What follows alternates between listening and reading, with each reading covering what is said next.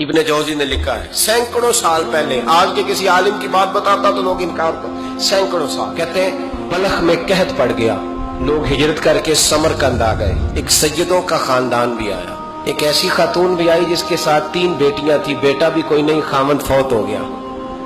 مسجد کے ساتھ مہمان خانے بنے ہوتے تھے، وہاں اس نے بچوں کو ٹھہرایا اور نکلی سمرقند میں کہ کوئی آدمی مل جائے اور اس سے کہوں کہ تھوڑی سی مدد ہو۔ وہ چلتے چلتی ایک سیٹھ کے پاس، رئیس کے پاس پہنچی۔ جن لوگوں کے پاس دولت آتی ہے نا، وہ کئی دفعہ سخت جملے کہنے لگتے ہیں جو اللہ کو پسند نہیں آتے۔ وہ سیٹھ کے پاس گئی تو جا کے کہنے لگی میں غریب ہوں، پریشان ہوں، بلخ میں قحط ہے، سارا زمانہ جانتا ہے، تو میں اس لیے سمرقند آئی ہوں، بیٹیوں کا ساتھ ہے، نہ رہنے کو جگہ ہے، نہ کھانے کو روٹی ہے، نہ پہننے کو کپڑا ہے، مہربانی کر تھوڑی مدد کر۔ کہنے لگا ہو کون؟ تو اس سید زادی نے کان آگے کر کے، ہاں کسی پہ بھی حالات سخت آ سکتے ہیں، اللہ سے ڈرنا چاہیے، کان آگے کر کے نہ کہنے لگی میں سید زادی اور یہاں میرا اپنا کوئی نہیں، مہربانی کر۔ تو وہ سیٹھ صاحب، چودھری صاحب کہنے لگے مجھے کیسے پتا چلے گا تو سید ہے؟ تو سید زادی نے اپنا پلو کھولا اور اپنے آنسو دونوں آنکھوں سے صاف کیے تو کہنے لگی اللہ تیرا بھلا کرے، میں ثابت نہیں کر سکتی کہ میں حضور کا خاندان، میرے پاس کوئی دلیل نہیں، میں نہیں بتا سکتی، چل ٹھیک ہے، چلی گئی۔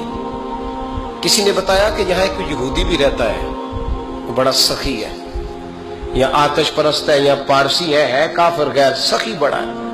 اس کے پاس گئی، بیٹھی رہی، لوگ بیٹھے تھے، جب چلے گئے تو قریب گئی، کہنے لگی مجبور ہوں، پریشان ہوں، غریب نہیں ہوں۔ کہنے لگا بی بی تجھے کبھی دیکھا نہیں، سمرقند کی اتنی آبادی نہیں، میں سارے شہر، تو کون ہے؟ تو کہنے لگی تعارف نہ ہی پوچھے تو اچھا ہے۔ اس نے کہا چلو اگر پتہ چل جائے تو۔ کہنے لگی میں مسلمانوں کے نبی کی اولاد ہوں، مسلمانوں۔ اس نے کہا پیغمبر خدا کی اولاد؟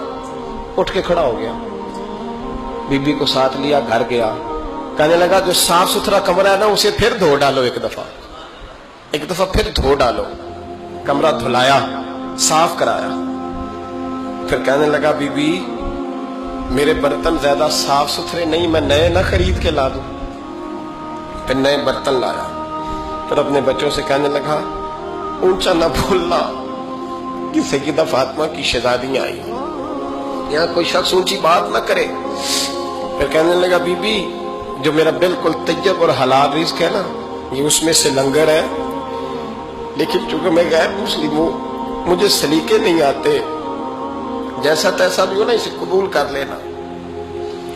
خاتون کو کہنے لگا یہ گھر ہے، جب تک جی چاہے یہاں رہنا، اور دیکھنا ہو سکے تو رات اپنے نبی سے سفارش کرنا، میرا بھی کوئی مسئلہ، میری بھی کوئی قبولیت کہیں ہو جائے۔